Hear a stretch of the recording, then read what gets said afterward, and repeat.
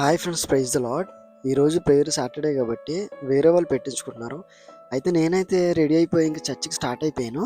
మన వాళ్ళు నీతిమంతులు తక్కువ, లేటిమంతులకు ఎక్కువ కాబట్టి ఉన్నన్ని రోజులు మానేసి శ్రమ దినాలన్నిటిలో మానేసి ఇప్పుడు మా ఇంటి దగ్గర పెట్టండి, మా ఇంటి దగ్గర పెట్టండి అని చెప్పేసి అన్నారు. ఇంక నేనైతే అలా చర్చి దగ్గర వెళ్ళిపోయాను. ఈలోగా నేను వెళ్ళగానే మా పిల్లలందరూ కూడా చక్కగా నా దగ్గరికి వచ్చారు.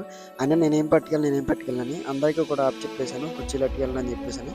దేవుని మందిరంలో పరిచర్య చేయటం చాలా ప్రాముఖ్యమైంది. ఎందుకంటే అనేక మంది పెద్ద పెద్ద దైవ సేవకులు పరిచర్య ద్వారా పైకి ఎదిగారు. ఈ రోజు ప్రార్థన పెట్టాల్సిన అయితే ఇది మేమైతే అమ్మ లైన్ గా పెట్టేసుకోండి అని చెప్తాం. కానీ కొంతమంది ఒక్కొక్కసారి వినరు. మేము అప్పుడు పెట్టుకుంటాం, ఎప్పుడు పెట్టుకుంటాం అంటారు.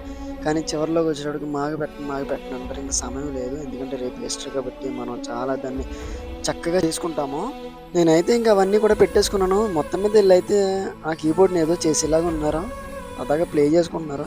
నేనైతే గమ్మున ఏమన్నా, ఎందుకంటే మనకి చాలా హెల్ప్ చేస్తారు, దేవుని సేవలో చక్కగా ఉంటారు కాబట్టి నేనేమన్నాను, ప్రార్థన చేయండి, నేను కొత్త కీబోర్డ్ కొనుక్కోవాలని చాలా ఆసక్తితో ఉన్నాను, మీ ప్రార్థన కావాలి.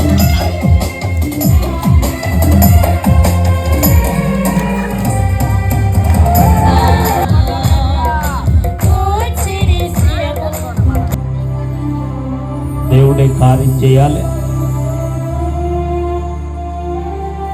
మనందరం కూడా ప్రార్థన చేద్దాం. ఎదురుకొచ్చి అమ్మ మార్తం ఎదురుకొచ్చి ప్రార్థన చేద్దాం. ఈ శ్రమ దినాల ఇంక మా రాజుగారు అయితే మాకు వాక్యాన్ని జ్ఞాపకం చేశారు. ఇంక ఈనాటి ఈ సంవత్సరం శ్రమ దినాల కూడికలు ఈ కొడుకుతో ఎండింగ్ అయినాయి. మళ్ళీ కూటాలు ఎప్పుడు వస్తాయో ఏంటో అనేది మళ్ళీ ఎదురు చూడాలి.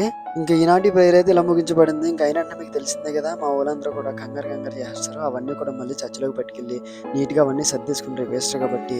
ఇంకా అలా ఇలా ముగించబడింది. Okay friends, see tomorrow, bye.